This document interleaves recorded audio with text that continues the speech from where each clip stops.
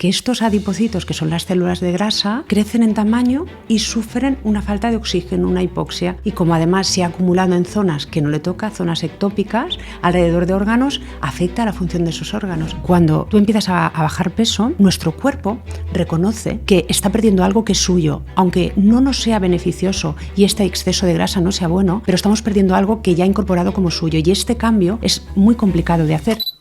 Es que hay que comer menos. Esto es fácil para quien tiene una regulación adecuada del apetito. Pero si esta hormona no responde de forma adecuada, no podrá decir a la persona que ya no tiene hambre. Dejar de comer cuando uno siente hambre es muy difícil.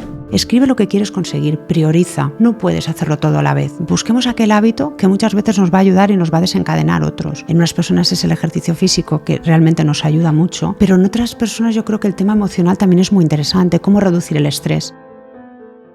Bienvenidos a un nuevo episodio de Impacientes. Somos Víctor y Delia y somos médicos. En el episodio de hoy entrevistamos a la doctora Montse Prados, médico especialista en endocrinología y nutrición, quien nos contará todo lo que ha aprendido durante más de 15 años tratando a personas con obesidad. Empezaremos la entrevista explicando cuáles son las posibles causas que han llevado a este gran aumento en la prevalencia de la obesidad en los últimos años.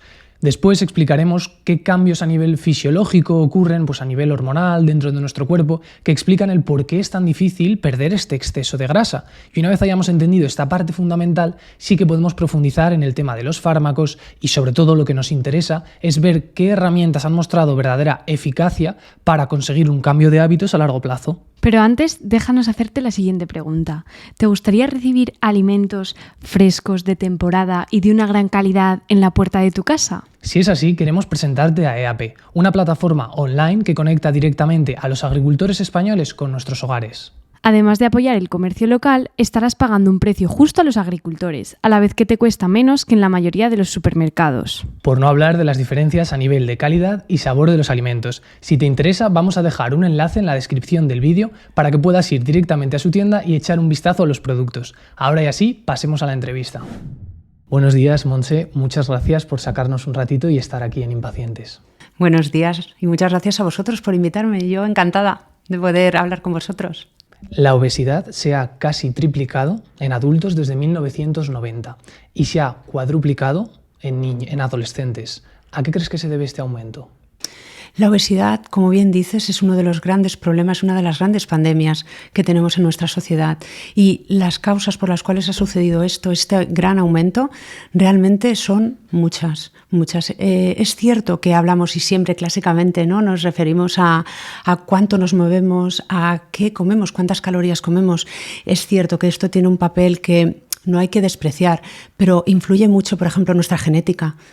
Detrás de las causas de obesidad, probablemente en más de un 60-70% incluso se habla, está la genética. Es importante. Y luego también, aparte de nuestro estilo de vida, sabemos que este estilo de vida puede influir parcialmente, ¿no?, a través de la epigenética. Es fundamental. El entorno, por ejemplo, es un factor decisivo, ¿no? Este entorno en el que vivimos bombardeados de publicidad, donde no tenemos acceso muchas veces, no todas las personas tienen acceso a espacios donde practicar ejercicio físico, por ejemplo, donde vivimos con un estrés muy elevado, ¿no? Nuestro estilo de vida realmente en todos los factores nos condiciona mucho. Luego, no todas las personas, como decíamos, tienen el mismo acceso. Realmente, esto lo comentamos muchas veces en las reuniones científicas, es que la obesidad tiene mucho que ver con el código postal, ¿no? También con dónde vives, con los recursos de los que dispones y del sistema sanitario donde estás viviendo, por ejemplo. Hay tantos factores que tenemos que tener en cuenta. Es cierto, como decimos, la genética, el entorno, pero yo creo que nuestro estilo de vida, pese a que no es la única causa, y que tenemos que quitarnos en parte esa idea de que tenemos que comer menos y movernos más únicamente como herramienta, sí que tenemos que dar ese empoderamiento a las personas de que pueden por ese camino mejorar mucho y sobre todo mejorar en salud. Tenemos que, yo creo, intentar modificar un poquito ese discurso de centrarnos únicamente en la báscula, en un número, y trabajar más por la salud en ese sentido. Pero siempre desde una perspectiva de ayuda, de crecimiento. Todos los factores, hay muchos que influyen, pero ¿qué podemos hacer nosotros, ¿no? Y qué podemos, esta parte de transmitir, pero tener en cuenta pues todo lo que hacemos, todo cómo vivimos y intentar enfocarlo a la salud. Ahora seguiremos comentando qué hábitos debemos implementar para trabajar este estilo de vida, ¿no? Esta parte que depende más de nosotros, quizá, y sobre todo cómo implementarlos, que es una parte en la que tú incides mucho. Pero antes nos gustaría ahondar un poquitito más en este problema porque muchas veces la obesidad se confunde como un tema únicamente estético, cuando no es así. Nos gustaría que nos explicaras un poquito la relación entre obesidad, grasa, inflamación y cómo esto puede aumentar el riesgo o desencadenar numerosas patologías que nos están bombardeando hoy en día, como enfermedad cardiovascular, diabetes, incluso el cáncer. Claro. Claro, esto es muy interesante porque yo creo que la obesidad, junto probablemente con las enfermedades mentales o el VIH, son de las enfermedades con mayor estigma, ¿no? Y pensamos que se trata de muchas veces de algo que decide la persona, de que la persona le falta voluntad, ¿no? Ponemos estas etiquetas a las personas pensando en que ellas pueden decidir el dejar o no de comer, y cuando entender cómo funciona una enfermedad, yo creo que nos aporta muchísima luz y también aporta tranquilidad a la persona que la padece, las personas que sufren obesidad, y del mismo modo pues a toda la sociedad, que necesitan conocer más sobre ella. Como decía, como me preguntabas, la obesidad es una enfermedad en la que puede empezar por muchos motivos, como hemos dicho. El tema es que la grasa se va acumulando en unas zonas concretas. Cuando la grasa se acumula en las zonas habituales, no sobre todo pues en la zona de glúteo, en la zona de cadera, es un tipo de grasa que tiene una función necesaria. Al igual que tenemos un músculo que cumple una función, la grasa también, aunque tiene muy mala prensa, pero tiene una función, y tiene una función antiinflamatoria. Libera unas hormonas que nos ayudan a regular el apetito, nos ayudan a regular la energía. ¿Qué ocurre? Que cuando esta grasa se va acumulando en exceso, al principio la grasa va creciendo y lo que hace es que hay más células de grasa, pero se conserva su función. Cuando esta grasa ya pasa a ser excesiva, pasa a acumularse en otras zonas, lo que decimos la zona visceral, alrededor de los órganos, alrededor del hígado, alrededor del riñón. ¿Y qué es lo que ocurre? Que estos adipocitos, que son las células de grasa, crecen en tamaño y sufren una falta de oxígeno, una hipoxia que se llama. Y entonces lo que nos ocurre es que esta función que tenía de ayudarnos con la regulación de la energía, con el metabolismo de las grasas en sí mismo, en periodos de ayuno liberábamos grasas para quemar, pues todo esto queda modificado. Y como además se ha acumulado en zonas que no le toca, zonas ectópicas, alrededor de órganos, afecta a la función de esos órganos. Toda esta pérdida de función antiinflamatoria se convierte en una inflamación. Estos marcadores inflamatorios, lo que ocurre es que actúan sobre todo nuestro organismo, y esta inflamación es la causante de que se desarrollen enfermedades pues como la diabetes en relación a la resistencia a la insulina, como decías, incluso también con el cáncer. Claro, al final la inflamación está detrás de casi todas las enfermedades, ¿no? De todas las enfermedades crónicas. Por eso la obesidad es causante de tantas complicaciones. Tenemos complicaciones muy variadas, como ya sabéis. Tenemos por presión, tenemos complicaciones que son mecánicas, ¿no? Articulares, pero tenemos complicaciones como el hígado graso, tenemos complicaciones, la resistencia a la insulina o el desarrollo de diabetes, como hemos dicho, la apnea del sueño. Hay tantas complicaciones, múltiples alteraciones hormonales, y como decíamos, esos marcadores inflamatorios aparte se acompañan también de una desregulación hormonal. Ya no tenemos el apetito regulado de forma adecuada. Con lo cual, cuando decimos a las personas en nuestras consultas, clásicamente se dice, es que hay que comer menos. Esto es fácil para quien tiene una regulación adecuada del apetito. Pero una de las bases de la obesidad y que la perpetúan, esto no ocurre al inicio, pero una de las bases que la perpetúan es que el apetito está desregulado.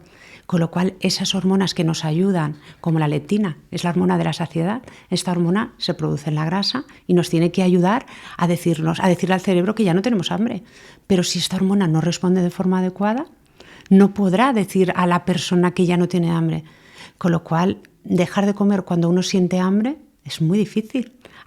Por eso es tan interesante realmente conocer cómo funcionamos y qué es lo que ocurre en el tejido graso enfermo. Hablamos de grasa no como un peso, sino como un aumento de tejido graso, de adipocitos, y además localizado sobre todo en zonas que no deberían estar, y por eso liberan estas hormonas que no deberían y se bloquean las otras que nos ayudaban. Qué importante me parece esto último que has dicho, porque cuanto más estudiamos nosotros mismos la obesidad, por ejemplo, y las patologías relacionadas, ves que la fisiología cambia por completo y ya no se aplican las reglas que el resto de gente que no ha estudiado la enfermedad piensa que sí, como estabas explicando perfectamente a nivel de hormonas, de saciedad. Es como que ahora el terreno está un poquito más inclinado para ellos y les cuesta más, ¿verdad? Y en este aspecto quería hablar de lo importante que es este cambio de hábitos y lo difícil que es a la vez en personas con obesidad. Por ejemplo, ahora se habla mucho de los análogos de GLP-1, ¿no? Sí. Y el otro día estaba estudiándolo un poco el tema y vi una gráfica que me llamó mucho la atención y es cómo eran muy efectivos para bajar de peso y se veía la pérdida de peso, vamos, increíble, pero en el punto en el que lo dejaban, si no había habido un cambio de hábitos, la recuperación era incluso más rápida. O sea, era una gráfica que daba miedo. Entonces, pese a todas estas dificultades, un poco en lo que vamos a centrar la entrevista, porque es lo fundamental, aunque haya otras ayudas externas, es en nuestros hábitos, ¿verdad? Claro, fíjate que has dicho muchas cosas interesantes. Me gustaría destacar que realmente yo utilizo mucho tiempo de mi consulta porque muchas personas vienen buscando esos fármacos. Pues hay que entender que hay personas que llevan luchando contra la enfermedad y además con muy baja comprensión en general por la sociedad y muchos profesionales sobre su comportamiento, ¿no? Y siendo juzgados. Entonces vienen buscando estos fármacos. Yo utilizo mucho tiempo en la consulta hablándoles sobre el hecho de está bien, el fármaco te va a ayudar, es como una palanca, pero vamos a ver qué hábitos podemos implementar porque es lo que nos va a potenciar por un lado el fármaco y también algún día nos permitirá dejarlo.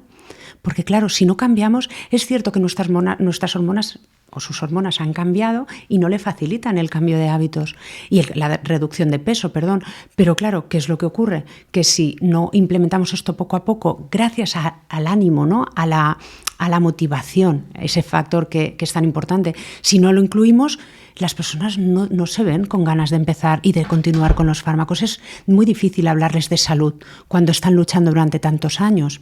De manera que hay un tema que es muy interesante y es el hecho de que cuando tú empiezas a bajar peso, debido a cómo estamos programados genéticamente, al menos durante 12 meses estos cambios hormonales que hemos dicho se mantienen. De manera que nuestro cuerpo reconoce que está perdiendo algo que es suyo, aunque no nos sea beneficioso y este exceso de grasa no sea bueno, pero estamos perdiendo algo que ya ha incorporado como suyo y este cambio es muy complicado de hacer, de manera que, como os digo, hasta 12 meses se mantiene en el tiempo. Este balance hormonal que se ha desregulado cuesta mucho tiempo de recuperar. De manera que si damos un tiempo a la persona usando los fármacos que tienen una potencia muy buena y muy alta, cada vez mejor, les da tiempo a que puedan ir implementando los hábitos. Ese es, yo creo, como la gran ayuda. Es cierto, los fármacos podríamos hablar y ver que tienen muchísimos beneficios a nivel metabólico, a nivel de esta regulación hormonal, de la regulación del apetito, algo que les fallaba mucho a las personas, como hemos dicho. Pero también yo creo que esta ayuda que tiene que ver con temas emocionales, con la motivación, esto es fundamental. Tenemos que comprender cuál es el dilema de las personas que tienen obesidad. Y esto pasa por entender que regular el hambre no es una cuestión de elección personal. Entonces sí, mientras ellos se sienten cada vez con mayor empoderación, con mayor motivación porque van viendo resultados. Si cuando tú no ves resultados en algo que has hecho durante mucho tiempo, te cuesta mucho mantener. Te cuesta mucho. Podemos hablar de voluntad, de motivación. Hay muchos factores interesantes aquí. Pero lo que está claro es que el no conseguir tus objetivos de forma reiterada no nos ayuda y esto hay que comprenderlo. Yo creo que es una de las cosas más importantes para comprender a las personas que viven con obesidad y a partir de aquí poderles ofrecer una atención diferente, que incluye fármacos, pero que tiene que incluir esta atención en la cual comprendemos cómo funciona y cómo a partir de esta ayuda, que puede ser en muchos aspectos, pero que nos potencie todo esto. Me gusta mucho tu explicación, o sea, es que lo estás explicando de una manera, vamos, maravillosa. Y me gustaría incidir en esa importancia de cambiar de hábitos porque, claro, yo me encuentro a gente de mi alrededor que está utilizando esos fármacos pues de una manera un poco regular. Porque al final la gente se pincha el fármaco con esa idea de adelgazar, pero no está haciendo ejercicio de fuerza, no está alimentándose de manera adecuada, ¿no? Igual se están pinchando el fármaco y comiéndose cualquier bollería, que vale, en un momento concreto se puede, pero como que veo que mucha gente pone todo su foco en el fármaco en sí y no en cambiar los hábitos, que es de lo que estamos hablando hoy. Claro, es que esto realmente es un gran problema, porque esto es como, por ejemplo, cuando yo veo en la consulta personas que están muy delgadas y su alimentación se basa en ultraprocesados, porque piensan que pueden comer cualquier cosa. Esto es un concepto realmente bastante extendido. O el otro día visité a una persona que había sufrido un cáncer y que le habían recomendado ganar peso. Ganar peso, pero no a cualquier precio, porque piensa, fíjate, se quedó sorprendido, pero lo que usted está comiendo no nos ayuda a que la enfermedad no pueda reaparecer. Claro, esto suena muy duro, pero realmente es así. Entonces tenemos que separar, es lo que os comentaba, tenemos que separar el tema de grasa del tema de salud. Hay que fomentar la salud, pero a la vez entender cuál es el dilema que tienen las personas con obesidad. Porque, claro, como decíamos, es muy difícil. Lo que pasa es que lo que tú planteas, Delia, tiene que ver con un tema estético. Aquí ya entramos en otro aspecto, y dentro de las indicaciones de los fármacos, de los GLP-1, existe la problemática de la estética, existe de cómo una persona se siente en relación a su peso y en relación a los demás. Entonces, claro, se trata de educar, yo creo. Esto es un fármaco. Hay personas que son antifármacos, jamás quieren probar, y otras personas que no tienen ningún problema en ir administrando y tomando según qué fármacos. Yo creo que es importante comentarlo, ¿no? Que esto puede tener pues unos efectos secundarios y que además a futuro no nos va a llevar a ningún lado. Y entonces hay que introducir el tema de la salud, que es lo que a mí me gusta hacer siempre. Hablemos de salud. ¿Qué es lo que nos va a dar salud? El fármaco nos puede potenciar, nos puede ayudar. Y te entiendo cuando me dices que quieres sentirte mejor con tu peso. Te tienes que sentir bien con tu cuerpo, aceptarlo, porque esto también nos da salud, nuestro autoconcepto, nuestra autoestima. Pero tenemos que hablar siempre de qué hábitos nos van a proporcionar salud y a largo plazo. Necesitamos, como bien decías, practicar ejercicio y ejercicio de fuerza, y podemos hablar del porqué de esto. Necesitamos que esas fibras crezcan y que nos ayuden en la regulación hormonal que decíamos. Necesitamos descansar bien, por lo mismo, porque la regulación hormonal tampoco es la misma. Y, por supuesto, necesitamos que los ultraprocesados desaparezcan al máximo de nuestra alimentación, independientemente de nuestro peso. Por eso que muchas veces, cuando hago conferencias en obesidad, hablamos de los objetivos en salud, de cómo te sientes. A mí me gusta preguntarle a mis pacientes en la consulta, ¿cómo te sientes? No más allá de la báscula. De la báscula podríamos dejar un poco de lado. ¿Te sientes con más vitalidad? Está demostrado que realmente tener según qué hábitos, tanto en actividad física, lógicamente descanso y la regulación del estrés, que no hemos comentado todavía, fundamental, hace que tengamos mejoras a nivel global.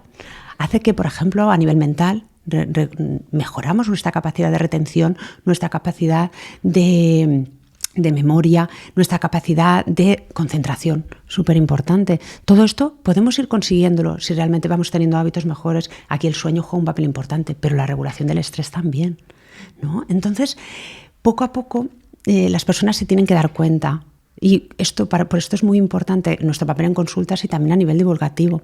Las personas tienen que ver de forma propia esta necesidad y sentirla. Entonces es cierto que cuando solo estás centrado en un tema más estético, cuesta mucho más porque, claro, su objetivo es únicamente el peso. No, ellos muchas veces te dicen, no, pero si yo practico ejercicio y suelo descansar bien. Pero claro, aquí tenemos que explicar también todos los posibles efectos secundarios. Realmente, aparte que puede provocar náuseas o vómitos incluso, cualquier fármaco a largo plazo, tenemos estudios de seguridad, pero ¿qué ocurre a largo plazo por utilizar estos fármacos? Y por un lado, a mí hay un tema que me resulta muy interesante, que es, nos cuidamos en algunos aspectos porque hay personas que se cuidan muchísimo, pero luego no tienes ningún inconveniente en introducir en tu cuerpo una sustancia química, ¿no? Al final son sustancias químicas que están interactuando, que tienen un efecto que te gusta, pero ¿y todos los demás? Entonces yo creo que un poco de lo que se trata, depende de la persona que tienes delante, es ver cómo puedes enfocarle para hacerle pensar sobre si realmente pues lo que estoy haciendo, esa conducta, me está acercando a ese concepto de salud que yo tengo, ¿no? En el tema de que no es tan importante la grasa, sino en lo importante de la estética, yo creo. Muy bien. Y viendo lo importante que son los hábitos, su papel clave, ¿por qué crees que es tan difícil cambiar de hábitos? Ese tema sí que es, apasionante. Realmente está demostrado que, por ejemplo, las recomendaciones que damos en consulta, menos de un 10% se mantienen en el tiempo. Porque muchas veces las centramos en consultas muy directivas, ¿no? En que informamos y explicamos y decimos, pero una persona para cambiar de hábitos tiene que sentir que algo es suyo, ¿no? Que tiene que ver consigo mismo. Esto necesita de un proceso. Pero más allá incluso de esto, te diré que, claro, el proceso de hábitos tiene que ver con unas rutas neuronales. De manera que cuando tú te planteas hacer una acción, más del 40% de los hábitos, de las conductas están automatizadas, ya son hábitos, las hacemos sin pensar. Entonces, ¿qué ocurre? Que nuestro cerebro nos da aquello que conoce. Entonces, cuando tú te planteas cómo voy a trabajar, ni te lo planteas, ¿verdad? Tú vas a trabajar por un camino y tu cerebro te indica cómo ir por aquí. Esto gasta menos energía. Nosotros estamos programados para ahorrar energía, de manera que tu cerebro es lo que te ofrece, no te lo plantea. Para que tú cambies este hábito y se creen nuevas conexiones neuronales, tenemos que gastar más energía, de manera que requiere de un esfuerzo. No es tan fácil, esto por un lado. Y por otro lado, además, también hablando de nuestros ancestros, lo que se consideraba seguro era aquello que nos daba una recompensa inmediata. Entonces, nosotros hacíamos una acción para recibir una recompensa y además esto nos daba seguridad. Con lo cual esto queda grabado. Nosotros es mucho más fácil llevar a cabo acciones, además, respecto a los malos hábitos, que nos den una recompensa inmediata. No algo que nos suponga un esfuerzo y además tenemos que posponer esa gratificación. Esto tiene que ver muchas veces con la falta de voluntad que comentamos, ¿no? en las consultas. La falta de voluntad es un tema que, por un lado, se puede considerar como básico para la adquisición de hábitos y puede ser que así lo sea, pero hay que tener en cuenta que la fuerza de voluntad al final se agota. Es algo que podemos practicar, esa es la parte buena. Podemos practicarla y que cada vez nos sea más fácil hacer algo, pero si no lo has practicado nunca no va a aparecer de la nada. Si tú habitualmente cedes a aquello que más placer y de forma más inmediata te lo va a dar, la fuerza de voluntad no aparece. Tienes que, de forma consciente, es algo que llevas a cabo con un esfuerzo, con una disciplina. Al final, Daniel Goleman lo comenta en su libro, ¿no? La fuerza de voluntad es el hecho de ser capaz de posponer de forma consciente, de forma racional y repetida una recompensa y obtenerla de forma más tardía. Entonces esto no es tan fácil, pero sí que es verdad que si nos lo proponemos como una acción, como un esfuerzo, lo podemos conseguir. Yo creo que a mí me gusta mucho también introducir aquí el tema de la motivación, ¿no? Porque es verdad que la voluntad es importante, pero y el tema de la motivación es algo emocional que influye y que es como el motor de nuestras acciones. Nosotros tenemos que conocer a nosotros, nos tenemos que conocer a nosotros mismos y ver qué es lo que nos motiva realmente. Una de las teorías más interesantes sobre motivación habla sobre el hecho de que las personas tienden y tienen la necesidad de decidir por sí mismas lo que les va a ocurrir y las acciones que van a llevar a cabo. A mí esto me parece muy interesante porque tiene que ver con lo que os comentaba al principio sobre el hecho de que en consultas las recomendaciones que damos se siguen muy poco, porque no es algo que decide la persona. Yo ahora en mi consulta utilizo gran parte del tiempo preguntándole qué es lo que ha hecho y qué es lo que ha hecho previamente y qué es lo que te ha funcionado. Y a partir de aquí esperar a que esa persona me elabore un discurso que tenga que ver con lo que a mí me parece que sería bueno para ella, pero que lo elabore ella. Si la persona se va de allí y yo le he dado 18 normas, no las va a recordar. Y esto no va orientado a su motivación. La motivación nos va a ayudar en el compromiso, en la creación realmente de unos objetivos y unas acciones adecuadas. Pero todo esto tiene que salir de la persona. No de lo que los profesionales decimos o de otras personas, ¿no? Esto tiene que ver con la motivación intrínseca, esa sensación de que somos libres en nuestras acciones, es lo que realmente nos impulsa. Qué interesante todo esto que estás mencionando. En tu libro explicas, parte de esto ya lo has explicado ahora, pero creo que merece la pena indagar un poquito más, las claves, ¿no? del cambio de hábitos. Uh-huh. Creo que iban un poco por autoconocimiento, relevancia, exacto. ¿Verdad? ¿Qué más nos puedes decir por ahí? Exacto. Yo en mi libro destaco 3 aspectos que creo que son fundamentales. Uno, por un lado, es la relevancia. Aquí podemos hablar sobre lo que es importante para ti, porque, por ejemplo, yo cuando empecé a escribir el libro, claro, lo veo cada día en mi consulta, el porcentaje, como decíamos, tan alto de obesidad, de hipertensión, a mí esto me parece muy relevante, pero no es relevante para todo el mundo. Porque si no, ¿por qué las personas ingresan porque tienen un infarto y siguen fumando? ¿No? Un ejemplo más claro que esto, ¿no? Entonces, tenemos que tener cuidado con lo que creemos que es relevante y lo que es relevante para nosotros, pero no lo es para los demás. Con lo cual, yo invito a la persona a que piense podemos pensar por qué es importante para ti, pero incluso dar un paso más y decir para qué lo quieres tú. El por qué habla más de justificaciones, el para qué, la manera, el lenguaje como lo utilizamos es importante.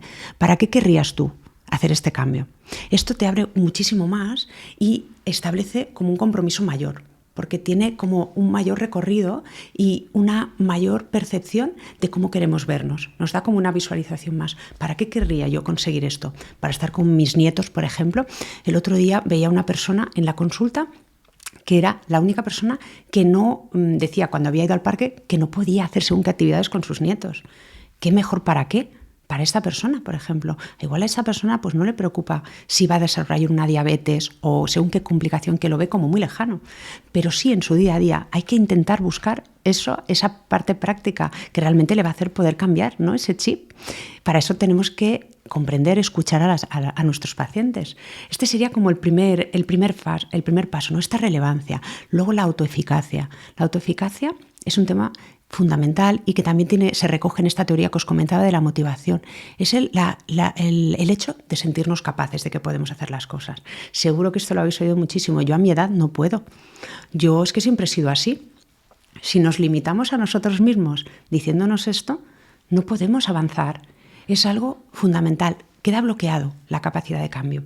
Con lo cual, yo siempre se lo digo a mis pacientes. Lo que no puedes hacer es cambiar a los demás, pero cambiarte a ti mismo siempre puedes. De hecho, que se pueden crear nuevas rutas, es verdad, neuronales, pero es verdad que los bebés cambian más rápidamente o más fácilmente. Los adultos les costará más, pero lo pueden hacer igual. Entonces es fundamental el hecho de creerse capaz de que se puede hacer. Esto sería la autoeficacia. Y luego la parte que yo creo que es la clave, junto con la motivación, es el autoconocimiento. Si no nos conocemos a nosotros mismos, ¿cómo somos realmente? ¿Qué es lo que queremos? ¿Qué es lo que nos motiva? ¿Qué es lo que nos interesa? ¿Cuáles son nuestros valores? ¿Por qué esto? A veces piensan, ¿realmente tengo que hacer todo este trabajo para cambiar? Si queremos que el cambio de hábitos sea sostenible y sea coherente con nosotros, es fundamental. Hay un libro que me encanta, que es de Stephen Covey, que habla sobre los 7 hábitos de la gente altamente efectiva. Este libro tiene muchas cosas interesantes, pero en el hábito número 2 habla sobre el hecho de la importancia de visualizarte. Tú tienes que visualizarte en cómo quieres estar en un futuro, qué es lo que tú quieres conseguir. Entonces, para eso es importante que veas en qué situación estamos ahora, ¿no? ¿Cómo soy? ¿Qué pienso? ¿Qué es importante para mí? ¿Qué creencias tengo? ¿Qué fortalezas tengo? ¿Qué me ayuda y me ha ayudado previamente? Y también reconocer mis limitaciones. ¿Qué es lo que no me ha ayudado? Con todo esto, con este conocimiento, si yo me visualizo y veo dónde quiero estar, veo cuál es el camino que tengo que recorrer. Y ya, entonces tengo que elaborar objetivos y acciones que me lleven a ese lugar. Si resulta que yo gasto mucha energía en hacer algo, pero no me está llevando a donde yo quiero, y esto en salud es fundamental, tenemos que saber qué es lo que quiero. Y por último, yo creo que en la parte del autoconocimiento es muy importante la parte del autoconcepto, el conocernos a nosotros mismos un poco más allá. Y cuando nos conocemos y este autoconcepto es positivo, tiene que ver con todo esto, ¿no? Pues realmente en cómo somos y hacia dónde queremos llegar. Hay una concordancia, una coherencia en todo esto. Si nuestro autoconcepto es positivo, habrá una mayor autoestima. Si no tenemos una autoestima adecuada, muchas veces nos dedicamos a cuidar a los demás, pero no nos cuidamos a nosotros mismos. Con lo cual la autoestima es fundamental, el autoconcepto y el hecho de, además de saber cómo somos y aceptarnos, el hecho de también poder desarrollar pues una capacidad para hacernos valer, para justificar todo ese tiempo que gasto en mí mismo, ¿no? Yo creo que esto es fundamental, y a partir de aquí poder desarrollar todo este proyecto, todo este plan y toda esta reserva de tiempo, ¿no? Porque ahí viene el tiempo. No tengo tiempo, pero no tienes tiempo para ti, pero sí es lo más importante, ¿verdad? Yo creo que sí. Entonces, cuando tenemos un autoconcepto que es realmente coherente con todo lo que queremos y que nos gusta y que es positivo y que nos aumenta la autoestima, tenemos mayor capacidad de compromiso, mayor capacidad de resiliencia. No siempre las cosas salen como nosotros queremos. Tenemos que ser flexibles, pero tenemos que aprender de todo esto, de lo que ha ocurrido. Que no ha funcionado en esta ocasión, funcionará más adelante. Pero tenemos que ser capaces de valorar cómo somos, de ver qué tenemos que cambiar y de ver cómo podemos aprovechar cada oportunidad. Cuando las cosas no salen como queremos, muchas veces tendemos a castigarnos, ¿verdad? Esa crítica esa crítica que la podemos escuchar de fuera, pero que muchas veces la crítica viene de nosotros. Yo lo he intentado muchísimo y es que no sirvo, yo no sirvo ni podré hacer. Claro que podrás hacer, pero vamos a ver cuáles son esas dificultades que te has encontrado y vamos a facilitarlas. Yo creo que muchas veces nos ponemos piedras o baches y palos a la rueda, ¿verdad? En nuestro camino. Si sé que mi dificultad para llevar a cabo este hábito es el rodearme de según qué personas que tienen según qué otros hábitos, pues quizá este es un buen cambio. O quizá tengo que cambiar cosas en mi rutina o en mi manera de organizar mi compra, de organizar mi cocina. Pequeñas cosas que yo creo que estamos tan habituados a funcionar de un cierto modo que no nos planteamos que podemos hacer pequeños cambios que nos sirvan muchísimo. Has mencionado muchas cosas muy interesantes. Me quedo también con la parte de objetivos, plan que has mencionado, y yo creo que es un poco lo que la gente está esperando ahora. Vale, me estás convenciendo un montón de que tengo que cambiar de la parte esta de autoconocimiento, la importancia que esto tiene para mí, pero ¿cómo lo hago? Porque objetivos en realidad se pone mucha gente. El problema es que luego no los consiguen. En tu libro sí que hablas un poquito de esto. ¿Cómo tenemos que poner estos objetivos? ¿Qué plan tenemos que ponerle al lado? ¿Puedes expandirnos un poquito este tema? Claro. La parte que comentabas del autoconocimiento es fundamental, porque cuando uno se plantea exactamente cómo es y qué quiere conseguir, nos va a facilitar este proceso. Cuando nosotros planteamos unos objetivos, tenemos que ver que estos objetivos cumplan unas características. Está claro que si hacemos objetivos que son muy complejos, que se tienen que cumplir a muy largo plazo, por ejemplo, o que no están adaptados o no son realistas con nuestra situación, no los vamos a conseguir. De manera que yo, por ejemplo, en el libro propongo la técnica de hacerlo con SMART, ¿no? Porque nos propone unas características, ¿no? nos favorece unas características que nos ayudarán a conseguirlo. Por ejemplo, yo hace unos años entrenaba para la media maratón de Barcelona y tuve una lesión. No he conseguido volver a ese nivel de entrenamiento. Con lo cual, a la que corro 5 kilómetros, pienso, estoy a punto ya, me quiero volver a poner a entrenar para la media maratón, pero tengo un dolor en la rodilla que no me deja. Entonces, una cosa es lo que a mí me gustaría, otra cosa es lo que yo debería, pero otra cosa es lo que yo realmente puedo hacer. Con lo cual, busca objetivos. Por ejemplo, podemos plantear un objetivo en ejercicio de fuerza, que yo ahora lo hago mucho en las consultas con mis pacientes. ¿Qué tiempo tienes, veamos, a la semana? ¿Qué horario tienes de trabajo? Vamos a la práctica. Si tú sabes que dispones, por ejemplo, entras a trabajar a las 10 y a tus hijos los dejas a las 8:30 y sabes que ese tiempo puedes utilizarlo para ti, veamos, ¿cuántos días a la semana lo harías? Vamos a especificar concretamente, busquemos el momento, cuánto tiempo, y veamos entonces ahora qué tipo de ejercicio podemos hacer. ¿Tienes problemas en la espalda, por ejemplo? ¿Tienes problemas en la rodilla? Esto ocurre mucho en las personas con obesidad. No le vayamos a decir que vamos a empezar haciendo ejercicio, por ejemplo, haciendo 30 sentadillas con el dolor de la rodilla. Pues igual podemos empezar practicando ejercicio de fuerza sentado y con unas gomas haciendo ejercicio practicando tren superior para empezar. Esto en sí mismo ya va a tener un beneficio, porque, como hemos dicho, el aumento de la masa muscular, sea donde sea, nos va a ayudar. Con lo cual vamos a intentar individualizar y ver qué es lo que yo puedo hacer. Busquemos ese momento, seamos específicos, lo voy a practicar pues tanto tiempo, tantos días a la semana, y después cómo lo vamos a progresar. Ese ejercicio. A mí esto me gusta mucho utilizarlo y normalmente funciona muy bien, porque además si recomendamos escribirlo, las personas van viendo este proceso. Yo recomiendo siempre escribirlo. Escribe qué es lo que quieres conseguir y cómo lo vas a hacer de forma específica. Si, por ejemplo, quiero empezar a consumir más fruta. Consumir más fruta es un objetivo muy general. A partir de ahora voy a consumir 3 piezas al día en desayuno, comida y merienda, y además, a partir de 15 días, pues quizá van a ser 4 frutas, ¿no?, al día, porque he pensado que voy a hacerla pues también en la cena, ¿de acuerdo? Vamos a desglosar esto. Primero nos centramos en el primer objetivo. Si tú no comes nada de fruta, podemos empezar poniendo 2 piezas. ¿Cuándo las vas a poner? A esta hora y a esta hora. A partir de aquí, escríbelo, revalora, ¿lo he cumplido? Si no lo he cumplido, espérate, no nos vayamos a ir a hacerlo más complejo y a comernos 3 o 4. Si mi objetivo eran 4, pero vamos a empezar por 2, pues vemos si cumplimos. De manera que escribe lo que quieres conseguir, prioriza. No puedes hacerlo todo a la vez. muchas veces queremos hacer grandes cambios, ¿no? Y esto en las consultas tenemos parte de culpa porque les explicamos muchas cosas y claro, eso, las personas salen con la cabeza que no saben cómo organizarse. Veamos, ¿qué es lo que podríamos empezar? Busquemos aquel hábito que muchas veces nos va a ayudar y nos va a desencadenar otros. En unas personas es el ejercicio físico, que realmente nos ayuda mucho, pero en otras personas yo creo que el tema emocional también es muy interesante, cómo reducir el estrés. Cuando uno aprende a gestionar un poco más el estrés también tiene más tiempo, con lo cual a veces el gestionar bien un hábito nos ayuda con otro. De manera que priorizamos y buscamos, ayudamos a la persona o la persona en sí mismo tiene que decidir por qué hábito empieza. No pretendamos hacerlo todo. Empezamos, por ejemplo, pues con el hábito de la práctica de ejercicio y la revaloraremos, lo escribiremos, como hemos dicho, de forma específica y lo veremos más adelante.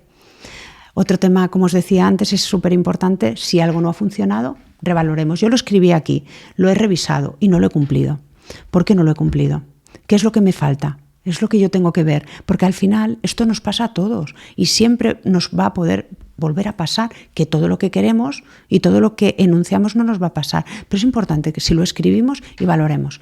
Por ejemplo, pues resulta que yo pensaba que tenía este tiempo y ahora me han cambiado el turno de trabajo y no es así. Vale, pero eso no quiere decir que ya no podamos cumplirlo, sino vamos a reformular nuestro objetivo. Ese objetivo que era específico y que tenía un tiempo concreto de cumplimiento, lo vamos a cambiar por este otro.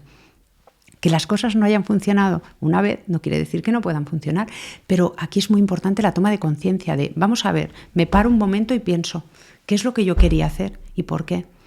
Y para mí tiene un poder muy, muy grande el hecho de esta visualización de cómo yo me quiero sentir y cómo yo quiero estar. Claro, no podemos decir, yo quiero ser una persona con unos niveles de salud elevados, con un nivel de actividad, de vitalidad alto, si yo no hago nada.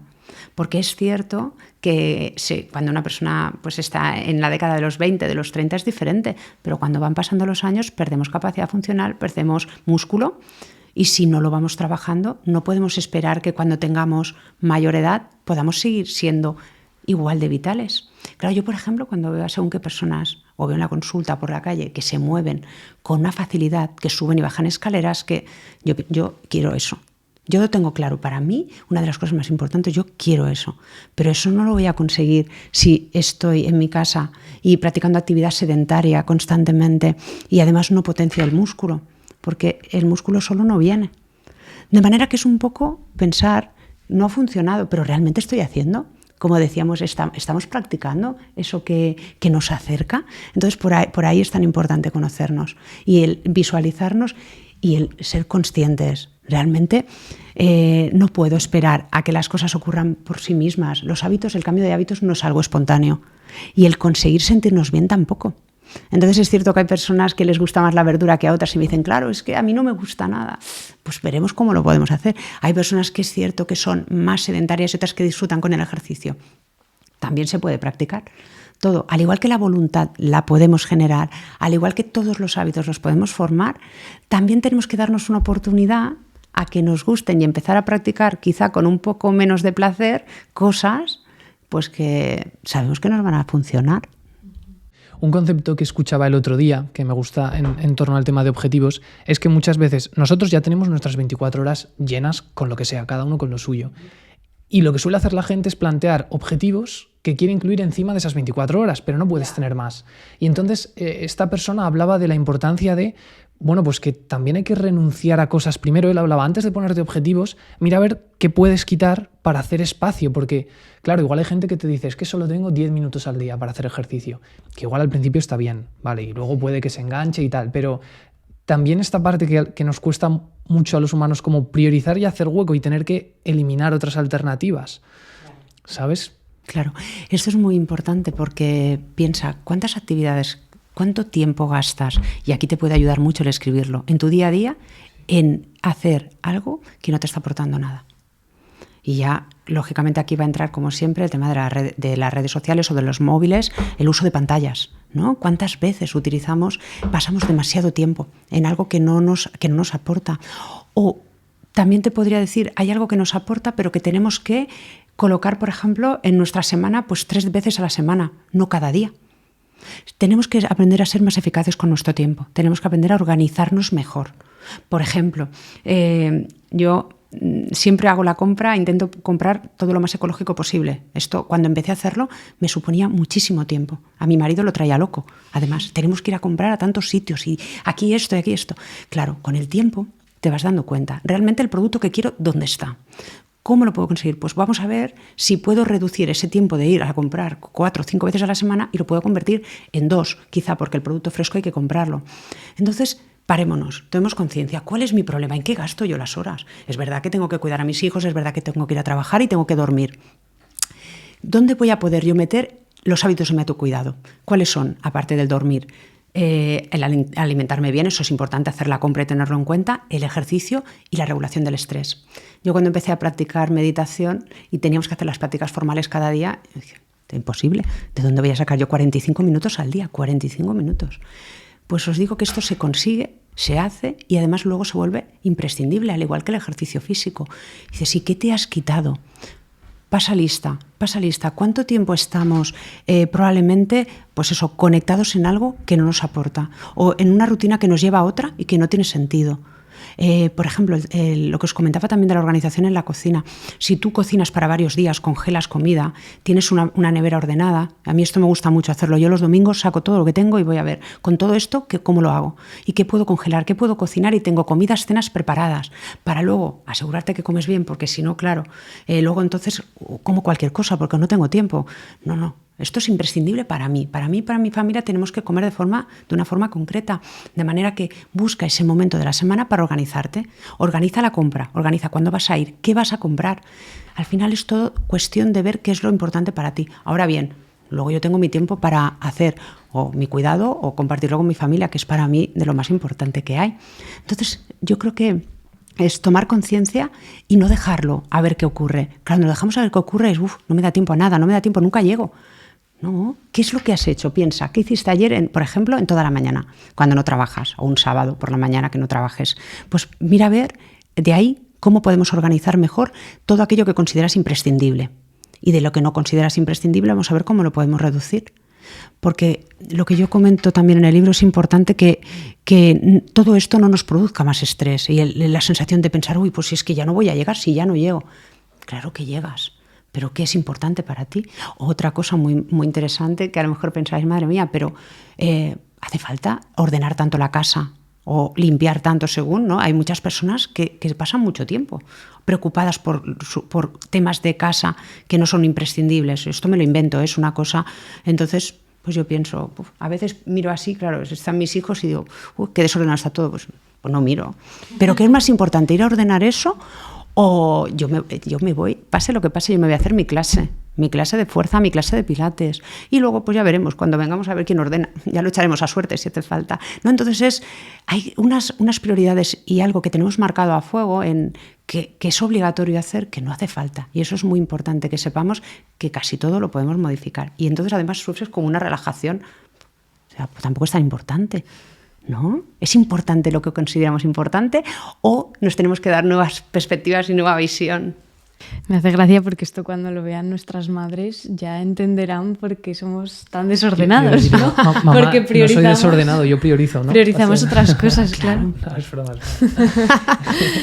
Bueno, hemos hablado un montón de cómo cambiar hábitos, cómo poder implementar nuevos hábitos, las barreras que nos pueden aparecer y cómo sortearlas, ¿vale? Pero ahora nos gustaría hablar de ya hábitos concretos. Entonces, empezando por la nutrición, ¿cuál crees que es el consejo más importante para alguien que quiere empezar a alimentarse de una forma más saludable o bien porque quiere perder peso o simplemente porque quiere mejorar en este aspecto? ¿Y cómo implementamos ese consejo también?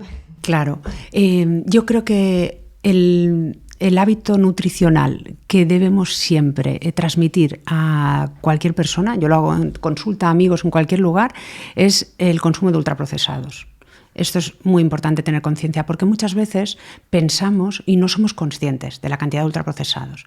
Entonces, de forma sencilla, uno puede revisar su cocina y ver cuántos productos tienes frescos, ¿no? Y sobre todo cuántos productos tienes que van en un paquete. Al final pues tenemos que acostumbrarnos a leer listas de ingredientes, es cierto, pero es mucho más fácil de lo que creemos. Quizás a veces cuesta la diferencia entre un mínimamente procesado y un más ultraprocesado, pero ahí sí que vamos a la lista de ingredientes y lo vemos. Si nos cuesta, ¿Puedes explicar qué es un ultraprocesado para la gente que no lo sepa y así te siguen mejor? Claro. Por ejemplo, podemos hacer una distinción entre 3 productos que sea fácil. El producto fresco es aquel producto que consumimos prácticamente tal cual. Pues, por ejemplo, la carne, el pescado, el huevo o las verduras. Son productos frescos porque no son manipulados. Aquí podemos entrar en que hay algunos que tienen unos plásticos por encima, hay algunos que se pueden pasar más o menos tiempo hasta que son consumidos, siempre, por supuesto, lo más fresco posible. Esto ya lo que podamos hacer. Pero son productos que no son manipulados, no llevan ingredientes añadidos. A partir de aquí tenemos el mínimamente procesado. El mínimamente procesado puede tener 2, 3 ingredientes.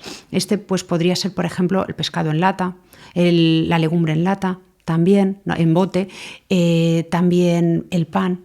Depende, panes hay muchísimos, pero hay panes pues que algo de procesado tienen, ¿no? Porque no salen de ningún sitio tal cual.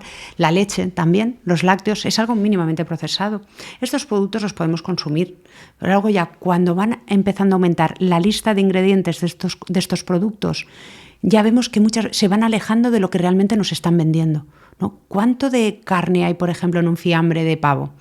Fíjate, en la lista de ingredientes y en cómo consta que tienen igual un 50% de carne. Pregúntate, si yo iba a comer carne y solo tiene un 50%, ¿qué tiene? ¿Qué es el resto? Por ejemplo, esto en los embutidos. Los embutidos hay muchas personas que creen que es un producto saludable. Yo ahora que estoy a dieta voy a como pavo, que me gusta mucho. Y yo le digo, pavo no, el pavo hazlo tú en tu casa si quieres, te compras la pechuga de pavo fresca y a partir de aquí la llevas al horno, luego la enfrías, la cortas y la congelas. Esto sí que está muy bien. Es verdad que no tiene el mismo sabor, entonces ya entramos aquí, pues claro, es que no me gusta igual. Claro, es que los productos ultraprocesados, la gracia es que son más palatables. Quiere decir que a través de lo que se les añade, además de poder durar más, pues nos gustan más y a nuestro cerebro le gustan más. O sea, son alimentos más dulces, más salados. Entonces aquí entra un concepto muy interesante, que es que tenemos que acostumbrarnos a los sabores que no sean con azúcar y con sal. Es que yo tomo café, imposible tomarlo sin azúcar o sin endulzante, cualquier endulzante. Pues es que entonces no te gusta el café, ¿verdad? Claro, no te gusta. La leche obligatoriamente, pues no te gusta la leche tampoco. Entonces, probemos si quieres modificar el sabor, por ejemplo, en el caso del yogur, pues a ponerle un endulzante como sería la fruta. Aquí sí, también la canela, por ejemplo, una especie.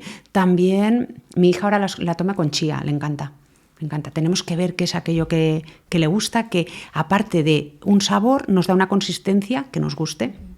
Entonces podemos ir cambiando, pero no añadir algo que nos va mal y que justamente los ultraprocesados es esto, ¿no?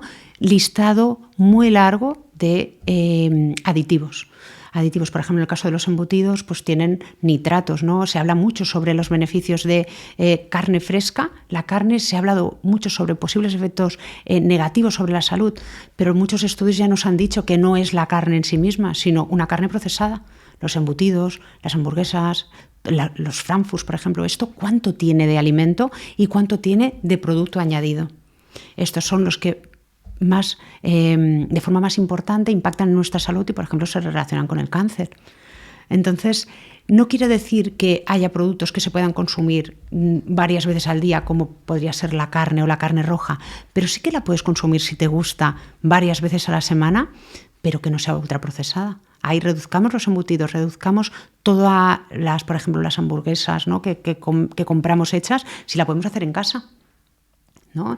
Entonces, claro, aquí muchas veces me dicen, pero es que yo no tengo tiempo. ¿A qué quieres dedicar tu tiempo? ¿A qué quieres dedicar tu tiempo? Esto pasa también, por ejemplo, en una sociedad como la nuestra, en la que vivimos tan rápidamente que no tenemos paciencia. A la gente le cuesta poner en remojo las legumbres, ¿verdad? Toda la noche. Me tengo que acordar de ponerlas en legumbre y luego dejarlas cocer no sé cuántas horas. Pues esto es mucho más saludable y comer esa legumbre te está aportando mucho más que el consumo de otras cosas que estás comprando ya hechas. Son productos con muchos aditivos añadidos. De manera que, ¿por qué no? El día que puedes, a la vez que estás haciendo otras cosas, si eso no te consume tiempo, yo siempre se lo digo, la ponemos en agua, es cierto, eso no te tienes que acordar, pero luego la pones a cocer mientras estás en la cocina preparando todo esto que decíamos, esa nevera, y luego puedes consumirla y puedes congelarla. Entonces hay muchos productos, por ejemplo, congelados, que nos son útiles para ir consumiendo a lo largo de la semana. Yo hago mucho sofrito, que tiene unos grandes beneficios por el aceite de oliva con el tomate, la cebolla. Se ha demostrado que a nivel cardiovascular nos beneficia muchísimo. Eso, con una legumbre que has cocido, lo puedes mezclar, para no esté seco, lo puedes congelar. Y luego lo sacas y lo puedes mezclar con algunas verduras o también con algo de carne. Pero facilitémonos ese cambio, pero haciendo cosas que realmente nos van bien. Entonces nos tenemos que fijar en esa lista de ingredientes. Eso sí que es inevitable. Hay que ir a la lista a realizar la compra con una lista y teniendo en cuenta que hay productos que tienen que desaparecer de nuestra vida. Los ultraprocesados es, yo creo, una de las, si no la causa principal, ¿no? de las enfermedades, de este aumento tan importante de enfermedades crónicas no transmisibles. Y cuando vas a según qué tiendas y ves que la gente sale con bolsas llenas de esto, pienso, ¿no hacemos suficiente divulgación? ¿No? No hacemos suficiente divulgación. Cuando yo me encuentro a alguna persona más o menos de confianza, ¿no? En el colegio, cuando iba a recoger a mis hijos y veía lo que le llevaban de merienda a sus hijos o que ellos mismos estaban comiéndose una bolsa de patatas a las 5 de la tarde de un martes, ¿no? Entonces, claro, me dicen, es que no me ha dado tiempo a comer. O sea, yo entiendo que a todos nos pueden gustar, eso no lo olvidemos. Hay que tener un poquito de manga ancha y darnos cuenta de que 100% del tiempo, ya hemos dicho que lo dulce y lo salado nos atrae, pero es necesario que cada día puedas sustituir una comida por algo así. Por no tener tiempo, pues a lo mejor podíamos haber congelado esa comida. Tenemos que tomar conciencia, tenemos que buscar ese tiempo y darnos cuenta de que esto es prioritario para nosotros. Pero luego tomo pastillas para el colesterol, porque esto pasa mucho. Tomo las pastillas para el colesterol, pero como no tengo tiempo, me como cualquier cosa, ¿no? Entonces, pensemos un poco sobre ello y facilitemos. ¿Consideras importante hacer una planificación de las comidas de la semana? Nosotros, desde que nos independizamos, lo hemos hecho porque no nos ha quedado otra. Cuando hemos visto que improvisábamos más, nosotros que queremos cuidar nuestra salud, veíamos que la calidad, ¿no?, de nuestras comidas iba disminuyendo. ¿Qué opinas tú de esto? ¿Tú lo haces tú misma? Exacto. Yo casi todo, por no decir todo lo que os recomiendo, es porque yo lo llevo a la práctica y sé que es así. Mis hijos es cierto que a veces me dicen que repito mucho. Puede ser, a veces puedes caer en eso. Pero si es algo que te gusta, que te funciona, que sabes que puedes ir a comprarlo, que se mantiene en la nevera, a ti te da seguridad, yo no tengo que pensar en nada. Nosotros tenemos todo automatizado. Mi marido sabe que tiene que sacar el pescado tal día, yo tengo que preparar esta verdura y que además me puede aguantar 24 horas o si no la congelo y así ya la tengo preparada. De manera que si tienes poco tiempo, qué mejor manera que saber, ya has hecho la compra y sabes lo que tienes, cómo lo voy a cocinar, cómo lo voy a preparar esta semana. Así cuando tú llegas a casa, que además no tienes tiempo, si sabes que te toca hacer el pescado a la plancha y además tienes el brócoli hecho de ayer, pues, y ahora le voy a añadir, por ejemplo, a mí me gusta mucho cocinar el brócoli y un día pues lo hago caliente, ¿no? Está recién cocinado al dente, pero luego siempre me sobra un poco y entonces me gusta cocinarlo, me gusta comerlo con tomate, con cebolla, ya crudo y frío, más tipo ensalada. Entonces, para mí es una manera de ahorrar el tiempo. Entonces, como yo, y mi marido, comen mis hijos, pero luego al día siguiente nosotros volvemos a comer, pero cocinado de otra manera. Y además me gusta mucho pues hacerle el pollo a la plancha o a veces le pongo atún o sardinas y entonces queda un plato diferente para no aburrirte, para no comer siempre lo mismo. Pues esto pasa mucho. Yo es que estoy cansada de comer siempre ensalada con pollo a la plancha, ¿verdad? O judía verde con pollo a la plancha, lo dicen mucho. Tenemos que cambiar. La cocina nos da mucha posibilidad de variar. Por ejemplo, otro plato que es muy interesante es tú puedes hacer champiñones, berenjenas, pimientos, lo cocinas todo, lo puedes hacer al horno o lo puedes hacer en la sartén. Y todo esto yo cocino cantidades bastante industriales. Me da para comer y después congelar y poder sacar pequeñas raciones. Luego es cierto que la compra, el lavado, el cortado y el cocinado me ocupa tiempo, pero lo he hecho una vez. Y me puede dar para 4 veces. Claro, yo eso te iba a preguntar. ¿Tienes como un día a la semana en el que haces el típico batch cooking, ¿no?, que cocinas de más? ¿O simplemente en cada comida vas haciendo cantidades más grandes, como decías ahora, para que te sobre y así tienes para otros días? Yo habitualmente un día a la semana del fin de semana siempre lo hago. Siempre lo hago. Es el momento en el que organizo todo y ya tengo que haber hecho la compra y entonces veo pues el puré, por ejemplo, si me puede dar para más de una ocasión, la verdura, cuál puedo congelar y cuál no, y al menos para esa semana, para organizarme, porque luego llegamos tarde de trabajar, muchas veces no tenemos tiempo. Entonces, ¿qué hago? ¿Me voy a entrenar o me paso la tarde en la cocina? Claramente, me voy a entrenar, con lo cual yo tengo que tener claro qué era lo que íbamos a cenar. Entonces pienso, me sobró de la semana pasada y ya congelé esta parte de verdura, pues la tengo. Luego, claro, el tener algo de repuesto, pero algo de producto fresco, porque voy a ver qué tengo en el congelador. Claro, el congelador no hay producto fresco. Y eso es un gran problema. Entonces voy a sacar cualquier cosa. Y muchas veces se recurre a las croquetas congeladas, o algo que me sorprende muchísimo, que todavía la gente consume mucho, son el pescado en forma de barritas congelado, que dices, pero si eso no es pescado. Y encima se lo doy a mis hijos. Jamás a mis hijos le puedo dar eso. Una cosa es que tú de forma consciente el sábado o el domingo te comas una cosa que sabes que no es comida, y bueno, pero no en tu día a día. Yo es lo que siempre digo, elige lo mejor que puedas y planifícate para que sea fácil conseguirlo en tu día a día y en tu rutina. Y luego disfruta, permítete eso que te gusta. A todos nos gusta algo, pero que no sea la norma. Nosotros, de hecho, ahora hemos empezado en nuestro Instagram a introducir recetas que no son, digamos, de gran indumentaria culinaria, simplemente recetas que a nosotros nos sirven porque son rápidas y fáciles de hacer y que tienen mucha verdura, que son saludables. Entonces, un poco para ayudar a la gente a tener esas ideas. Que nos pueden copiar, ¿no? Perfecto. Exactamente. Es que es fantástico. Es que yo creo que ese es uno de los grandes beneficios, ¿no?, de hacer esta divulgación de por qué hacemos, pero oye, aquí te damos ideas para que sea sencillo. A mí en mi cuenta, durante un tiempo, es verdad que no, yo antes siempre subía mis ensaladas y hubo unas personas que me escribieron y me dijeron, ya no nos subes tus ensaladas y queremos verlas. Pues espera, que las voy a subir. Claro que sí, todo lo que sirva para motivar, inspirar en ese cambio, ¿no?, y ayude, fantástico.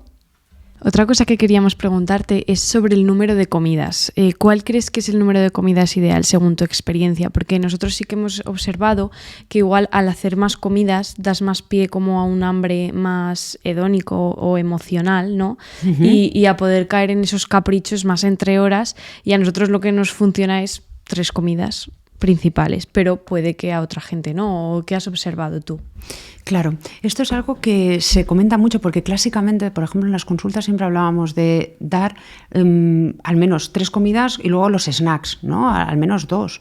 Y claro, depende de las necesidades de cada uno. Hay personas que no hacen unas comidas muy grandes y lo necesitan, pero sí que es cierto que, por ejemplo, a nivel de la microbiota se ha visto que es más importante el hacer menos comidas y mantener periodos de ayuno algo mayor, ¿no? Y de hecho el ayuno intermitente, si lo practicamos con ventanas de 12 horas, por ejemplo, puede tener beneficios para nuestra salud. De manera que, claro, si hacemos un ayuno de 12 horas tampoco nos da tiempo a comer tantas veces, ¿no? Aquí la preocupación que le veo yo es que las personas que hacen solo 2 comidas al día, por ejemplo, que ingieran todo lo que es saludable, que ingieran una suficiente cantidad de proteína y una cantidad de fibra, vitaminas y minerales adecuada. Porque claro, si una de esas comidas a lo mejor ya es floja, pues a lo mejor no nos da para cada día incorporar todos estos requerimientos. Pero luego, respecto a esto, yo creo que hay mucha flexibilidad en cuanto a qué te va mejor a ti. ¿Qué te va mejor a ti? Hay personas que no les gusta hacer una comida muy copiosa. Entonces, claro, es normal que tengan hambre. Es normal que tengan hambre a las 3 horas. Aquí es importante planificarte qué es lo que vas a merendar. No dejarlo a cualquier cosa y no voy a comer, entonces me voy a lo mejor a cualquier sitio y entonces me entra un hambre voraz y me compro cualquier cosa. Por eso es importante planificar y ver qué es lo que te ha ocurrido. El tema del hambre emocional es claro, súper interesante porque aquí juegan muchos factores, pero justamente la microbiota, por ejemplo, también tiene un factor importante aquí. Claro, hay que cuidarla, tenemos que tener cuidado en cómo aparece esta hambre, pero claro, siempre tenemos que ser conscientes de por qué nos aparece, ¿no? Si es emocional, quiere decir que nos está hablando una emoción. Esta emoción tenemos que verla, tenemos que atenderla. Y al igual que tenemos muy claro que no se bebe alcohol, ¿no?, o no fumamos o no consumimos tóxicos para regular esas emociones, a las personas en general muchas veces y en algunos casos de forma muy repetida, pensamos que la comida se puede utilizar para regularlas. Cuando la comida, y normalmente el hambre emocional se define por el consumo, la necesidad de un consumo de productos concretos que son más palatables, ¿no? Con más grasa y con más azúcar, esto está relacionado con el desarrollo de enfermedades. Pero no creemos que cualquier cosa que se vende como comida no es un alimento y mucho menos algo nutritivo. Entonces no lo podemos utilizar sin más. A todos nos puede pasar en algún momento dado, pero claro, hay personas que tienden más a ser impulsivas, y el juntar una regulación emocional que no es adecuada junto con la impulsividad, aquí sí que nos va a llevar a tener más problemas en ese sentido. Pero vuelve a ser importante el reconocerse y ver, yo ya sé que más o menos a las 6 de la tarde, las 7 de la tarde me pasa esto si estoy en casa. A lo mejor no, si no has comprado eso que te sueles comer, pues ya no lo vas a hacer y tienes que pensar sobre ello. Tengo que pensar cuándo me va a aparecer, cómo voy a modificar mi conducta de forma consciente. No me voy a ir a la cocina porque sé que ahí va a ser muy difícil. Pues a lo mejor es el momento de practicar el ejercicio. Y luego ya, por supuesto, si detrás de esas emociones hay algo que tenemos que resolver, ahí es algo más. Pero si no es algo, simplemente es el estrés. Muchas veces es por estrés, ¿no? Que lo dicen muchas veces las personas en la consulta, es que aguanto todo el día, pero luego llego y tengo unos niveles de ansiedad muy grandes. ¿Cómo regulamos nuestra ansiedad? Nuestro estrés no es comiendo, no es una manera adecuada, aunque todos podemos hacerlo alguna vez, pero no es la forma adecuada. Entonces ahí se practica la voluntad, y la voluntad es muy importante, como hemos dicho, es que es como un músculo y va creciendo a la vez que lo hacemos, pero buscamos esa alternativa. ¿Qué voy a hacer ahora cada vez que me pasa? Porque yo sé que me pasa cada día a las 7. Pues si puedo hago eso, o si puedo quedar con alguien, por ejemplo, y hacer algo de ejercicio, o simplemente charlar. Tengo que cambiar esa rutina que sé que me va a llevar a hacerlo. Y entonces crearemos el hábito porque lo hemos practicado. Necesitábamos esa repetición. Si la hemos conseguido a través de obligarnos a hacer algo que nos guste también, pero sustituyéndolo de forma consciente. No esperemos a que de forma espontánea, si yo cada día tengo necesidad de ese ultraprocesado a las 7, no va a desaparecer, porque recordad que el cerebro nos lo va a volver a ofrecer porque le gusta. Has mencionado el estrés, has mencionado la parte de las emociones, cuidado emocional. ¿Qué importancia tiene esto en nuestra salud y cómo podemos incorporar hábitos para trabajarlo en el día a día? ¿Qué herramientas podemos darle a la gente en este sentido? El estrés, yo creo que a día de hoy tiene un papel fundamental como causante de enfermedad. Además, muchas personas desconocen que no solo es causante de enfermedad mental como tal, de ansiedad o favorece la depresión, sino que el estrés aumenta los niveles de cortisol, entre otros, y esto tiene un efecto a nivel físico. ¿Qué quiere decir? Pues que se ha visto que nos ayuda, favorece el depósito de grasa, por ejemplo, y de grasa visceral alrededor de los órganos, como decíamos. Y también pues, que se relaciona con el hecho de poder desarrollar una diabetes. De manera que es fundamental el regularlo, es fundamental el reconocerlo. Pero a mí me da la sensación de que muchas veces vivimos con ello y lo asumimos. Yo es que vivo con estrés. Si el estrés es necesario, el estrés tenemos que ser capaces de vivir con él, porque si no sentimos estrés no seremos capaces de responder. Si yo voy en el coche y el de delante pega un frenazo y yo no soy capaz de responder con unos niveles altos de mis hormonas que me van a hacer que mis músculos funcionen rápido y frene, tendré un accidente. Eso se le llama utilizar el estrés de forma adecuada. Y luego nos sentimos con taquicardia, ¿verdad? Con sudor. Eso es fisiológico, es lo normal, pero eso se le llama euestrés. Cuando nosotros mantenemos unos niveles de estrés en el tiempo y muy altos, es cuando empieza a ser perjudicial. De manera que yo me levanto por la mañana y aparte de esto me he encontrado tráfico y cada día me encuentro tráfico y entonces ya llego tarde a trabajar y entonces sé que me voy a encontrar con mi jefe, que además todas estas cosas que son nuestra vida, no es el estrés. Entonces nosotros tenemos que reconocer qué es lo que nosotros, este sería como el primer consejo, qué es lo que a nosotros nos genera nuestra vida, nuestro día a día. Si yo me levanto por la mañana, yo, en mi caso, por ejemplo, siento gran paz y alegría, ¿no? de ir a despertar a mis hijos, de poder verlos, me voy tranquila. Si tengo, por ejemplo, algo que hacer, algo importante,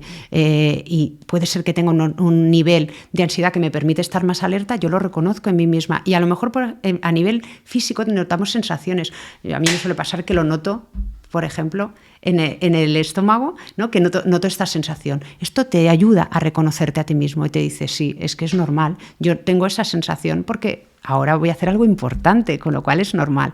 Ahora bien, si esto es algo constante en nuestra vida y cualquier cosa que ocurre, yo me preocupo de que no he hecho la cena, me preocupo de que mi hijo va a llegar tarde, puede puede preocuparnos las cosas que nos pasan. A esto se le llama reconocer y aceptar, pero yo acepto y a partir de aquí regulo. ¿Regulo cómo? Pues, por ejemplo, parándome y respirando. No seguro que os ha pasado, a mí, por ejemplo, en mi trabajo, que durante 3 horas tengo consulta, paciente tras paciente, y voy tarde. Y llega un momento en el que llevo 45 minutos de retraso. ¿Qué puedo hacer? ¿Puedo seguir con esto y seguir pasando o necesito un minuto? Necesito un minuto donde la respiración en sí misma tiene grandes ventajas, pero es que además eso me ayuda a bajar la tensión a nivel de mi músculo trapecio y va a evitar que me contracture como me he contracturado otras veces. Con lo cual, tomemos conciencia de que estoy estresado, de que tengo una ansiedad por un problema que a lo mejor se repite varias veces en mi día a día. A lo mejor yo tengo un trabajo estresante, pero ¿cómo lo voy a regular? Lo primero es reconocerlo, lo sé, pero ¿qué puedo hacer yo? ¿Qué estrategia voy a poner en práctica? Pues descansar 1 minuto, yo creo que todos podemos hacerlo. 2 minutos, salgo y bajo y subo escaleras y a la vez mi mente la tengo que llevar a ser capaz de poder, pues eso, reconocerlo, pero no quedarnos enganchados en él. Es que voy tarde, es que voy tarde, es que voy tarde. No, respiremos ahí, ¿no? Yo creo que esa sensación, sobre todo la respiración, yo creo que sería como la herramienta más sencilla. Para personas que quieran adentrarse, yo les animo, lógicamente, a practicar meditación, que yo creo, marca un antes y un después en tu rutina en tu reducción de estrés, sobre todo, y tiene beneficios a todos los niveles. Pero seamos conscientes y busquemos algo que nos ayude a regular esto. Y, por ejemplo, la respiración o, por ejemplo, algo que puedes hacer es buscar una alternativa que te entretenga. Si tú estás en casa y sabes que por la tarde tiendes a comer porque te notas con estrés, pues busquemos ese ejercicio, busquemos esa compañía, algo que nos pueda ayudar, alguna actividad que nos ayude. Eso es una manera de regular. La música, el bailar, hay muchas actividades que nos pueden ayudar y que nos permitirán, ¿no?, mejorar en ese aspecto. Y entonces poco a poco las introducimos dentro de nuestros hábitos. Cuando yo me siento estresado, me paro, me observo, acepto que estoy de esta manera, pero la respiración, por ejemplo, de forma pausada, ¿no?, el inspirar y el expirar de forma pausada, no, me va a ayudar en sí mismo a hacerlo. Sería como la práctica más sencilla. ¿Cómo practicas tú esta meditación? ¿Con qué frecuencia? ¿Qué tipo?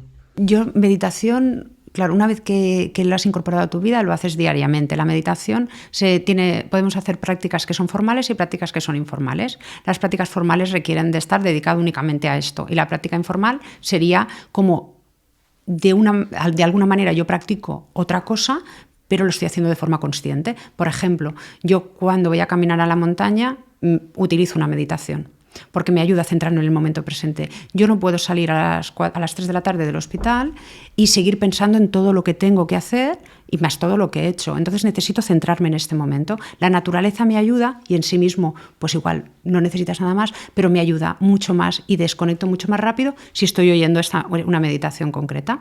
De manera que estas prácticas informales yo las utilizo mucho para mi día a día. Pero luego yo, cuando me despierto por las mañanas, practico meditación de forma como os decía, consciente y únicamente dedicada a esta. El hecho de pasar un tiempo orientando tu mente hacia el momento presente y aceptando lo que ocurre. La meditación no es más que eso. Las personas dicen, me cuesta mucho. Claro que sí, a mí me costó mucho empezar, como cualquier otro hábito.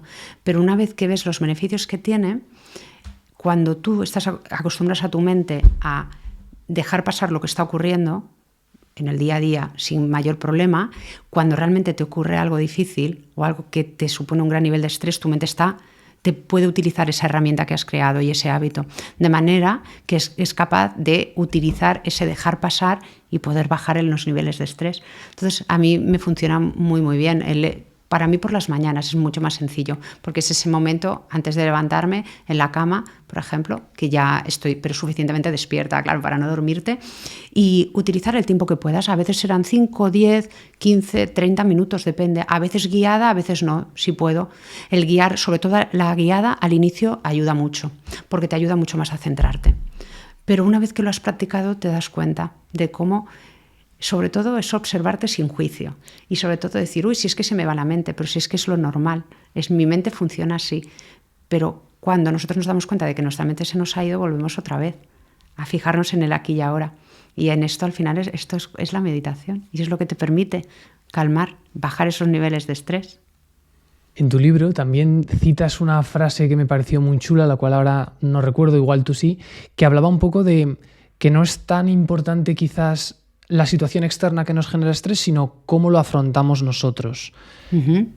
¿Era Ellis el apellido? Albert Ellis. Sí, puede ser, era algo así. Sí. Que hacía referencia a esto. ¿Puedes expandirlo un poco? Bueno, Albert Ellis, claro, en sus escritos es un psicólogo cognitivo-conductual muy, muy importante, y que algunas de las cosas que comenta es la importancia de la combinación. Lo que yo creo que pongo en el libro aquí es la importancia de la combinación de que no podemos obtener un bienestar físico sin tener un bienestar mental y al revés. Si tenemos el bienestar mental también no tendremos el físico. O sea, habla como de forma global en este sentido. Ahora mismo lo que me comenta... Mira, creo que la tengo apuntada aquí. Ah, vale, pues dime. No es la situación ni la adversidad la que provoca directamente el malestar emocional, sino que somos nosotros mismos, con nuestras creencias y pensamientos, los que autogeneramos nuestro sufrimiento. Sí, perdona, no, era otra cosa. Exactamente. Aquí lo importante es que cuando nos ocurra lo que nos ocurra, lo importante no es lo que está ocurriendo realmente, sino es la interpretación que nosotros le damos y cómo nosotros queremos vivirla. Entonces, de forma habitual, pues nosotros siempre que nos hemos enfrentado a un estímulo, puede ser que no sea la manera de responder no haya sido la adecuada y esto nos haya generado mucho estrés. Pero de nuevo, nuestro cerebro nos va a responder de este modo. Entonces nosotros tenemos que parar y ver y pensar si esto nos está favoreciendo o no. Si a nosotros no nos favorece la manera en la que solemos responder, tenemos que buscar nuevas alternativas. Y esto es lo que hace referencia el autor. Cómo nosotros respondemos a lo que está ocurriendo y si decidimos cambiar esa respuesta es la solución a cómo queremos sentirnos. Si yo día a día me enfado contigo porque tú tienes este comportamiento y tú eres así, yo a ti no te voy a cambiar, jamás.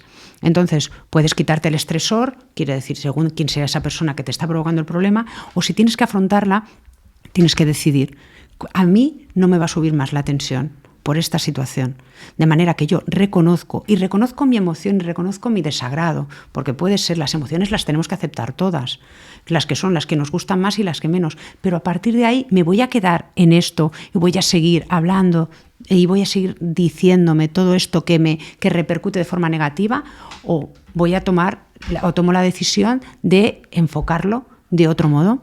A partir de ahora, por ejemplo, algo que puede ser muy interesante y que ayuda mucho en la resolución de conflictos, es la técnica de comunicación no violenta. Es: yo te entiendo tus necesidades, pero también verbalizo los míos, ¿no? Te comparto contigo, pero de una forma no agresiva. Por ejemplo, si con tu pareja te discutes porque tú eres muy ordenado y ella no, y cada día discutís sobre esto, pues una manera diferente de enfocarlo, puedes estar enfadado y decirle: te he dicho 1000 veces que no quiero esto.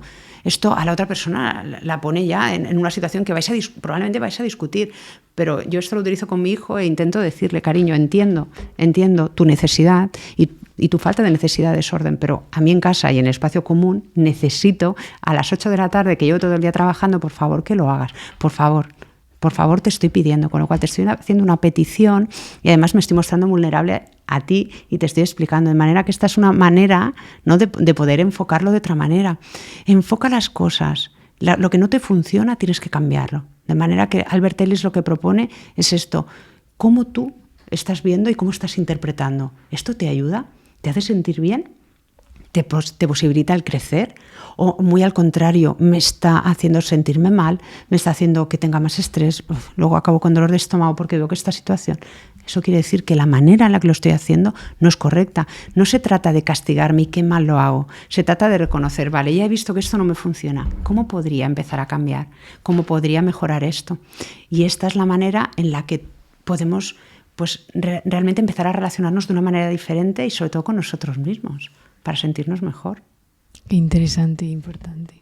Un concepto que creo que hemos mencionado un poco, pero me gustaría que explicaras más ahora, es el tema de la gestión de los errores, que es donde yo creo que gran parte de las personas ven truncado su objetivo, porque muchos se ponen objetivos, empiezan, pero tarde o temprano todos fallamos. ¿Cómo gestionamos esos errores? Yo creo que marca la diferencia entre las personas que lo consiguen y los que no. Hablabas de no castigarse en exceso, pero también querría llevarlo al hecho de una frase de Hábitos Atómicos, que seguro que lo has leído, de, vale, falla una vez, pero no falles 2 veces seguidas. En vez de buscar la perfección, busca corregir el rumbo lo antes posible. Claro. eso tiene que ver mucho con la flexibilidad de los objetivos que nos planteamos, ¿no? Si nosotros hemos planteado algo que no ha funcionado, vamos a modificarlo. Por eso escribirlos y nos permite ver con mayor amplitud qué es lo que ha ocurrido. Entonces, si algo realmente no funciona, no sigas por ahí. Pero una cosa es cómo percibes tú lo que has hecho mal y otra cosa es cómo voy a solucionarlo para que no vuelva a ocurrir y me permita avanzar. Pero es muy importante cómo te percibes a ti mismo. Hay una frase muy interesante que yo digo en el libro, que es que yo no me he equivocado, he descubierto miles de maneras de hacerlo diferentes. ¿Esto qué quiere decir? Un poquito más de humor, un poquito más de flexibilidad. Yo hago las cosas porque quiero que salgan bien. Y con respecto a ti, a mis relaciones, a mi vida, intentamos hacer las cosas todos lo mejor posible. Si no ha salido, nos relajamos y a partir de ahí nos damos mayor amplitud y mayor capacidad para entonces cambiar nuestro rumbo. Si nos bloqueamos y nos decimos a nosotros mismos, es que claro, otra vez no me ha salido, es que ahí quedamos muy bloqueados. Entonces lo primero es cómo nos tratamos y a partir de ahí vamos a ver cómo lo hacemos de forma eficaz. Esta forma no me ha funcionado, no sigamos, no pretendamos que esto cambie, probablemente si no depende de nosotros o si hay algo que podamos modificar, veamos, escribamos qué es lo que ha pasado, qué es lo que no ha funcionado. Y entonces, ¿eso es modificable o no? Si es modificable, pues vamos a verlo, si yo quiero realmente conseguir eso, pero si no, vamos a ser flexibles y adaptemos todo a lo que sí que nos funciona, a lo que sí que podemos hacer y nos permite avanzar, pero no a quedarnos en tratarnos mal, por supuesto, no, ni tampoco en sí o sí, esto tiene que ser de este modo. Esto también, las percepciones y las creencias que tenemos sobre cómo han de ser las cosas y cómo se tienen que llevar a cabo nos hacen mucho daño. Casi todo es cambiable, casi todo. Y sobre todo a mí me gusta mucho una de las herramientas que decíamos antes que puede ayudar a las personas a avanzar, el humor. El tratarnos bien y el humor. No ha pasado nada. A mí cuando me dicen, no le quiero decir doctora en la consulta, no pasa nada, eso fue ayer. Ahora tenemos otra oportunidad nueva, vamos a ver qué vamos a hacer. No pasa nada. Y en relación a esto me gustaría destacar que somos muy críticos con nosotros mismos y con los demás. Y la posibilidad de reconocernos y de reconocer a los demás también ayuda. ¿Por qué tendemos muchas veces a fijarnos en lo que hacemos mal? Porque nuestro cerebro es así. Nuestro cerebro tiene la capacidad y nos ayuda en la supervivencia si nos detecta aquello que no va bien. ¿Por qué? Porque un error así puede suponer también para nuestros ancestros un problema muy grave. Entonces esto sigue marcado en nuestra genética, de manera que nosotros, normalmente nuestro cerebro recuerda, lo que no ha ido bien, de lo que me puedo equivocar, porque es algo que nos puede tener una consecuencia negativa. Reconozcamos esto también. Es verdad, mi cerebro me lo ofrece, pero esto es como cuando decimos las cosas malas que pensamos pasan muy pocas veces. Claro, pero tu cerebro te lo ofrece porque funcionamos así. No pasa nada, cuando nos conocemos yo creo que tener comprensión de cómo funcionamos nos ayuda mucho a relajarnos, ¿vale? Pues sí, pero la posibilidad realmente de esto es muy baja. En esto Albert Ellis también habla, ¿no?, sobre esas ideas catastrofistas o sobre esas ideas generalizando. Realmente, paremos un momento. Yo creo que una herramienta muy, muy interesante también es esto que me estoy planteando, ¿realmente es siempre así? Y que además a mí me hace daño el pensar cada día de este modo. ¿Esto se cumple siempre? ¿Esto podríamos hacerlo de otra manera? Yo tendría otra manera de verlo porque esta no me ayuda. Si yo cada día hay alguna actividad o alguna relación concreta con alguien que me genera ansiedad y me genera estrés, ¿podría yo verlo de otra manera? ¿Podría entender diferente a esta persona? ¿Podría practicar o generar un tipo de relación diferente que no me resulte dolorosa para mí? Que no me haga daño. Entonces a veces hacemos en nuestro día a día y pensamos, bueno, es que es así, ¿no? Todo es así, nada es de un modo, todo puede ser enfocado de diferentes maneras y cómo nosotros lo interpretamos, y por suerte yo le puedo dar la interpretación que quiera, porque hay personas que con pequeñas enfermedades que podemos considerar más o menos banales se sienten muy mal de ánimos. Otras personas tienen grandes enfermedades y siguen en su día a día con una capacidad y una vitalidad. Depende de cómo, un factor importante de cómo nosotros interpretamos. Y un tema muy interesante es de ser capaces de reconocer nuestras herramientas y de si no buscar ayuda. Algo nos amenaza, primero tenemos que detectar si es una amenaza para mí o no, lo que está ocurriendo, aunque habitualmente lo haya sido. ¿Sigue siendo una amenaza esto para mí? Si lo es, el segundo paso es valorar mis herramientas. Yo tengo cómo afrontar esto. Y si no lo tengo, es cuando me siento con un nivel, ¿no?, de alerta y de estrés. Veamos, esto ya me ha pasado. ¿Qué voy a practicar y qué herramientas quiero adquirir? ¿No? Solo el hecho de reconocerlo y de verlo, pues ya nos ayuda, ¿no? Y luego ver con qué ejercicios bajamos este nivel de estrés y luego ver qué soluciones de forma más efectiva, respondiendo y no reaccionando, podemos llevar a cabo, ¿no? Serían como paso a paso, pero siempre parar un momento. Todos tenemos ese tiempo para parar, creemos que no, pero hay que buscarlo porque existe. Montse, nos gusta terminar las entrevistas con una última pregunta que sería, si una persona que nos está escuchando solo se pudiera quedar con una idea, ¿cuál te gustaría que fuera? Un mensaje final. Qué difícil de todo lo que hemos comentado.